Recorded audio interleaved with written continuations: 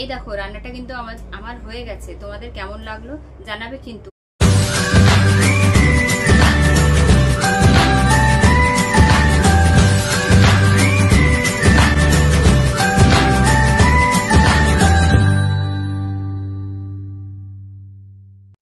জয় গুরু। আমি মামনের কিচেনে তোমাদের স্বাগত জানাই। আজকে আর একটা অন্য রেসিপি তোমাদের সঙ্গে ভাগ করে নেব। রেসিপিটা বলি তাহলে। রেসিপিটা হলো সমুদ্রে ইলিশ দিয়ে সর্ষে বাটা। চলো তাহলে কিভাবে তৈরি করব তোমাদের সঙ্গে শেয়ার করি। আর রান্নাটা শুরু করার আগে চলো গিয়ে বাড়িতে লাগানো লঙ্কা গাছ থেকে কটা লঙ্কা তুলে নিয়ে আসি। ঠিক আছে।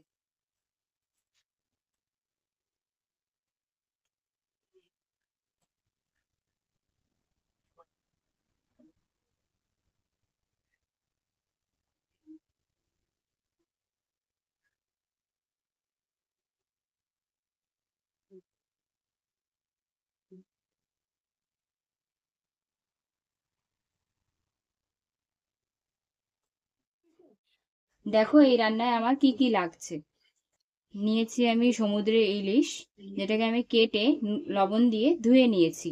নিয়েছি হলুদ, লবণ, কালো জিরে, গোটা জিরে, সর্ষে, কাঁচা লঙ্কা, 2-4 কোয়া রসুন, তেল, ধনেপাতা। চলো তাহলে কিভাবে কি করছি দেখাই তোমাদের। মাছটাকে এখন লবণ আর হলুদ দিয়ে মাখিয়ে নেব ভালো করে, তারপর এটাকে তেলে ভাজা করব। চলো মাখিয়ে নিই তাহলে। নিয়ে নিচ্ছি লবণ কিছুটা,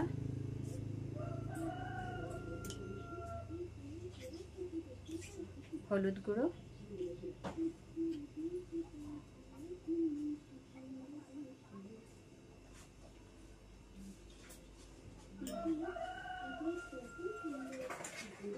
সামান্য একটু তেল দিচ্ছি,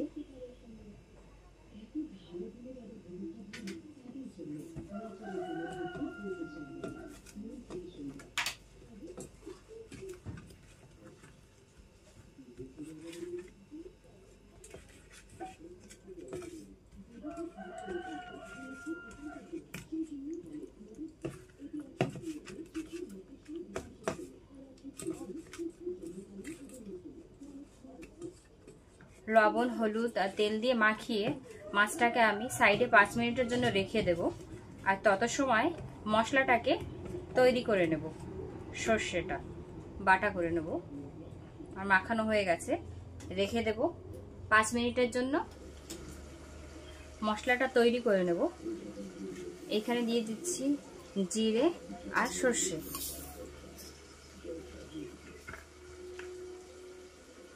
4-5 কোয়া রসুন,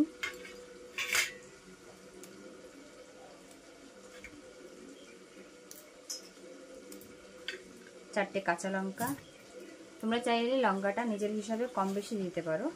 চলো এটাকে, এই দেখো বাটা হয়ে গেছে। একেবারে মিহি করে বাটতে হবে। মশলাটা যত মিহি হবে রান্নাটা তত ভালো হবে। চলো তাহলে মাছটাকে ভাজা করে নিই। মাছটা এমন ভাজতে হবে ওপরটা একটু কড়া কড়া হবে, ভিতরটা নরম থাকবে, তাহলে টেস্ট লাগে। কড়াইটা বসিয়ে দিয়েছি গ্যাসের উপরে, এখন তেল দিয়ে দেব।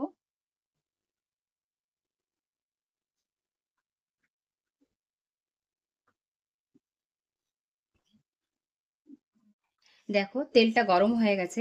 এই গরম তেলের মধ্যে সামান্য একটু লবণ ফেলে দেব। আমার মা বলতো লবণটা দিলে মাছটা কড়ার সাথে কামড়ে ধরে না, সহজে উঠে আসে।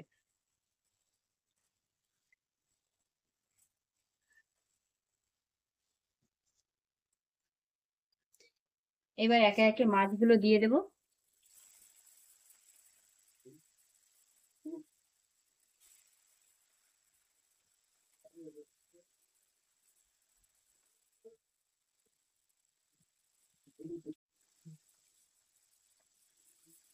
মাছটাকে উল্টে দেব।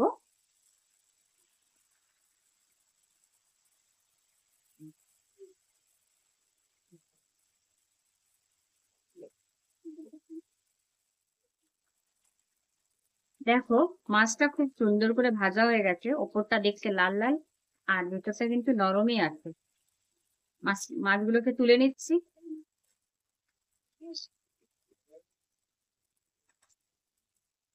এই মাছ ভাজা তেলের মধ্যেই আমি দিয়ে দিচ্ছি অল্প কটা কালো জিরে,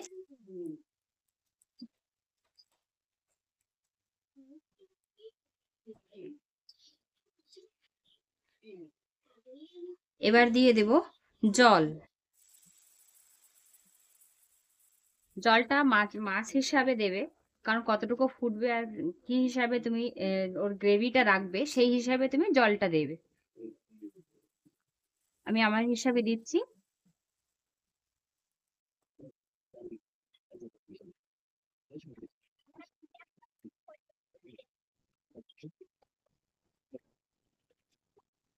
এবার এই জলের মধ্যে মাছ হিসাবে আমি লবণ দিয়ে দিচ্ছি।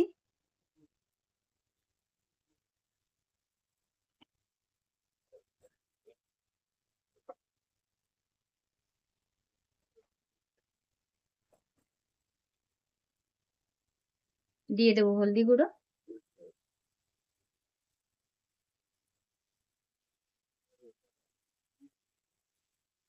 এখন জলটা একটু ফুটে উঠুক, ভালোভাবে ফুটে গেলে জলটা, তারপরে দেব মাছগুলো ছেড়ে।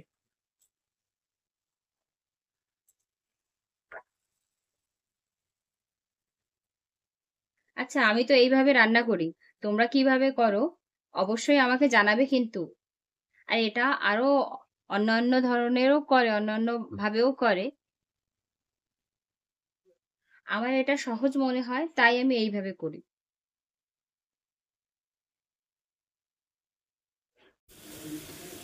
দেখো ঝোলটা ভালোভাবে ফুটে উঠেছে। এখন এর মধ্যে একে একে মাছগুলো ছেড়ে দেব।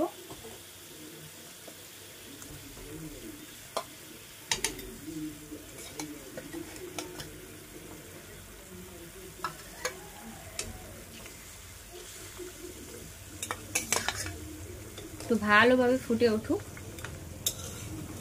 ঝোলটা ভালোভাবে ফুটে উঠবে। তারপরে বাটা মশলাটা আমরা দেব, সর্ষে বাটাটা। মাছটাকে একটু নাড়াচাড়া দিয়ে উল্টে দেব।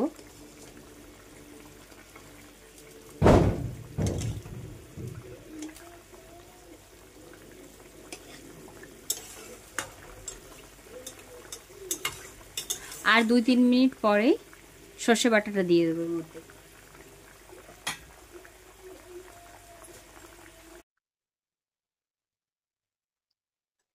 এই পর্যায়ে সর্ষে বাটাটা দিয়ে দেবো। সর্ষেটা দেখুন কত সুন্দর বাটা হয়েছে, তাই না? দিয়ে দিচ্ছি।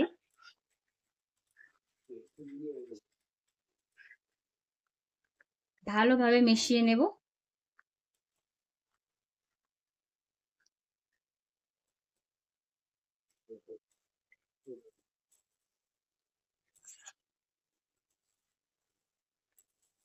ঝোলটা গাঢ় হওয়া পর্যন্ত এটাকে রাখবো।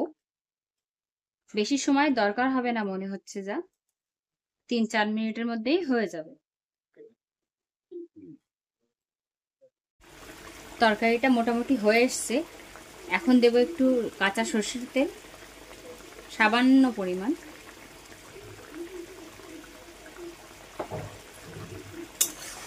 একটু নাড়া দিয়ে নেব, মিশিয়ে নেব।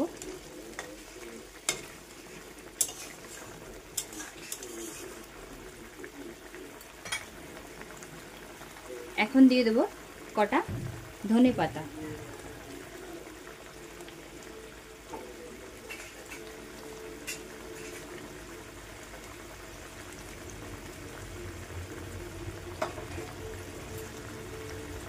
রান্নাটা আমার হয়ে গেছে, এখন নামিয়ে নেব। খুবই কম সময়ের মধ্যে আমার রান্নাটা হয়ে গেছে। খুব টেস্টি হয় কিন্তু, এটাকে একবার এইভাবে করে খেয়ে দেখো। আর তোমরা কিভাবে করো সেটাও আমাকে কমেন্টসে জানাবে, আর আমারটা কেমন হলো সেটাও আমাকে কমেন্টসে জানাবে। চলো তাহলে ঢেলে নিয়ে এটাকে ঢেলে নিচ্ছি।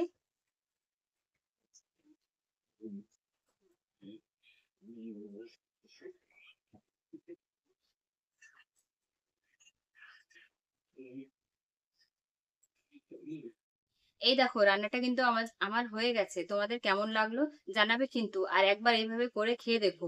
আর যদি তোমাদের আমার রান্না ভালো লেগে থাকে তাহলে লাইক, কমেন্ট, শেয়ার আর সাবস্ক্রাইব করতে কিন্তু ভুলবে না। এইভাবেই আমার পাশে থেকো।